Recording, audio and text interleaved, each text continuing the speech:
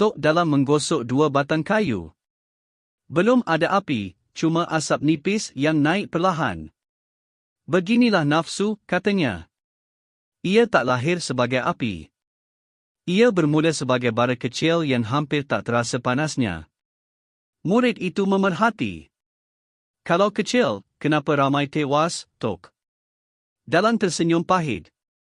Kerana manusia tak takut pada bara.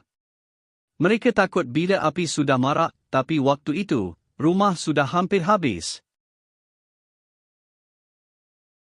Bara nafsu muncul bila mata tak dijaga. Bila hati mula membanding. Bila lidah mula bercakap tanpa perlu. Bila dunia dirasa lebih mendesak daripada akhirat.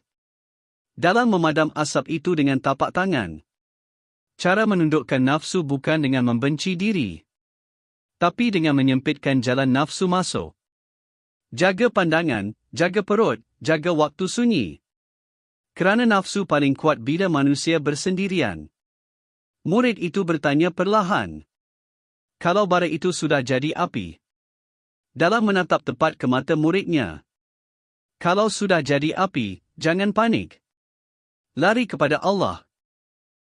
Bukan darinya. Air yang memadam api nafsu bukan kemarahan.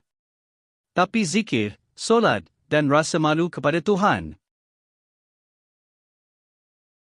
Dalang menyimpan kayu itu. Ingat, nak. Orang yang paling kuat bukan yang tiada nafsu, tetapi yang tak membiarkan baranya hidup lama. Dalam bayang aku berdiri.